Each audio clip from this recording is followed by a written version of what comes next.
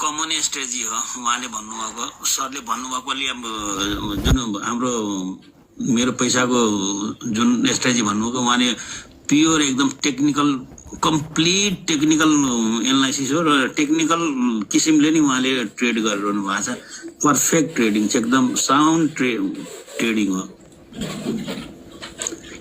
त्यहाँसम्म पुग्नको लागि अहिले काम लाग्छ हामीलाई। सरको पनि अलिअलि सुनाउनु न, सरको पनि यसो भ्युअरहरूले यहाँबाट केही ज्ञान पाउनु, यहाँ त नलेज सेयरिङ हुन्छ।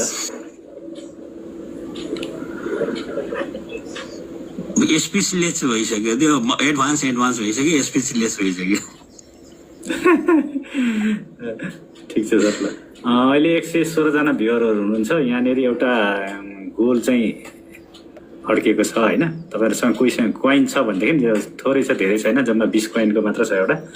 त्यो एउटा चाहिँ गोल पुरा गरिदिनु होला है। यहाँ चाहिँ ज्ञान नलेज सेयरिङको कुराहरू भइरहेको छ।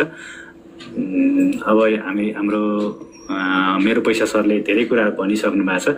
अब यहाँ अरू साथीहरूको पनि कुनै फरक स्ट्राटेजी केही छ भने सुनौँ न, कसरी ट्रेड गर्नु हुँदो रहेछ यो पनि थाहा पाऊँ होइन। अनि नयाँ ट्रेड साथीहरूले ट्रेड कसरी गर्नुपर्ने रहेछ, लगानी गर्दाखेरि के कुरामा ध्यान दिनुपर्ने रहेछ भन्ने कुरा पनि थाहा हुन्छ। हाम्रो चाहिँ नलेज सेयरिङकै प्रोग्राम हो।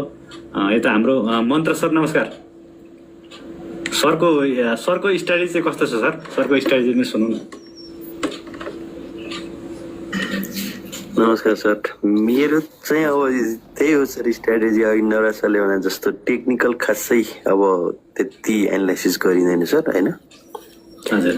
टेक्निकललाई चाहिँ मैले हल्का आफूले जे जति दिमागले भ्याउँछु त्यही हिसाबले मात्रै लिने गर्छु प्राय। अब मैले चाहिँ अब नर्मली के गर्छु भन्दाखेरि एकदम नर्मल हेर्छु के सर, म सपोर्ट र रेसिस्टेन्सलाई चाहिँ एकदमै फोकस गर्छु। अरू बाँकी कुरो भनेको म चाहिँ एक्सटर्नल न्युजलाई अलिक बढी लिन्छु सर। म इन्टरनल न्युजहरू भन्दैन, म एक्सटर्नल न्युजलाई चाहिँ बढी फोकस गर्छु।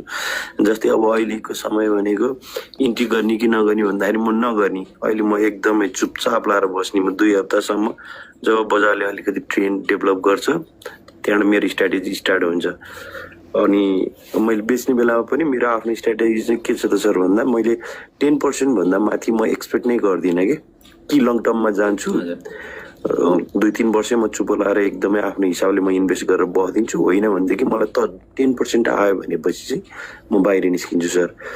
त्यो एउटा कुरा भयो। अनि म एकदमै बजेट प्लानमा मैले हरेक पटक भन्छु यहाँ ग्रुपमा पनि, म चाहिँ एउटा बजेट प्लानमा म सेयर खेल्छु। जस्तै मैले 5 लाख रुपियाँ मैले सेयरमा इन्भेस्ट गर्छु भनेदेखि मैले आफ्नो स्क्रिप्ट उहाँले सरले भने जस्तै मैले चयन